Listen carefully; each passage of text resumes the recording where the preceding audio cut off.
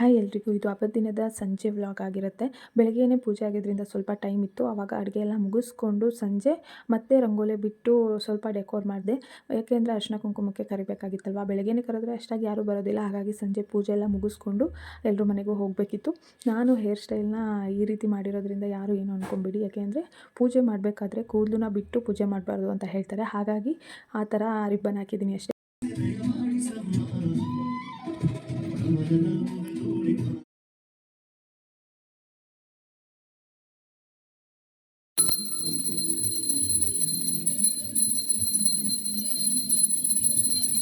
ಹಾಗೆ ಮನೆಗೆ ಬಂದಿರೋರಿಗೆ ಅರಿಶಿನ ಕುಂಕುಮ ಕೊಟ್ಟು ಅವರಿಂದ ಆಶೀರ್ವಾದನ ಕೂಡ ಪಡ್ಕೊಂಡೆ. ನನಗೆ ಈ ವರ್ಷ ಏನು ಖುಷಿ ಅಂತ ಹೇಳಿದರೆ, ಅಂದ್ಕೊಂಡಿರಲಿಲ್ಲ ಈ ರೀತಿ ಎಲ್ಲ ಆಗುತ್ತೆ ಪೂಜೆ ಅಂತ ಹೇಳಿ. ಆದರೂ ಇಷ್ಟು ಚೆನ್ನಾಗಿ ಪೂಜೆ ಆಯಿತು ಅನ್ನೋದೇ ಒಂದು ತುಂಬ ಖುಷಿ ಅನ್ನೋ ವಿಷಯ.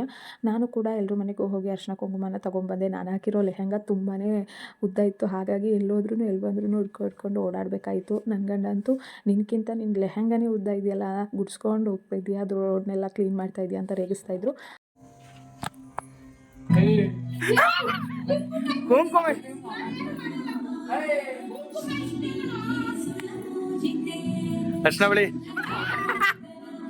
ಪೂಜೆ ಮಾಡಿ ಬೆಳಗ್ಗೆ ಆಗಿದ್ದರಿಂದ ಬೆಳಗ್ಗೆಯಿಂದ ಒಂದು ಹೂವು ಕೂಡ ವರಮಹಾಲಕ್ಷ್ಮಿ ನಮಗೆ ಪ್ರಸಾದವಾಗಿ ಕೊಟ್ಟಿರಲಿಲ್ಲ.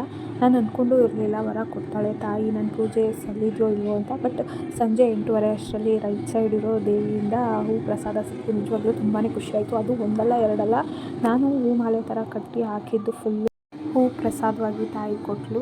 ನಾನು ಮಾಡಿದ ಪೂಜೆ ಸಲ್ಲಿದೆ ಅಂತ ನನಗೂ ಕೂಡ ತೃಪ್ತಿ ಅನ್ನಿಸ್ತು. ಎಲ್ಲ ಆದಮೇಲೆ ಕೊನೆಯಲ್ಲಿ ಅಮ್ಮನಿಗೆ ಆರತಿ ಕೂಡ ಆಯಿತು. ಆಮೇಲೆ ಊಟ ಎಲ್ಲ ಮುಗಿಸ್ಕೊಂಡು ಬೇಗ ಮಲ್ಕೊಂಡ್ವಿ. ಯಾಕೆ ಅಂದರೆ ನಿನ್ನೆ ನೈಟು ಒಂದು ಸ್ವಲ್ಪ ಹೊತ್ತು ಕೂಡ ನಿದ್ದೆ ಮಾಡಿರಲಿಲ್ಲ ನಾನು ಮತ್ತು ಅಮ್ಮ. ಹಾಗಾಗಿ ತುಂಬ ಟಯರ್ಡ್ ಆಗಿದ್ದರಿಂದ ಬೇಗನೆ ಮಲ್ಕೊಂಡ್ವಿ. ಇದಾಗಿತ್ತು ನಮ್ಮ ವರಮಹಾಲಕ್ಷ್ಮಿ ಹಬ್ಬದ ವಿಡಿಯೋ ಇಷ್ಟ ಆಗಿದ್ರೆ ಲೈಕ್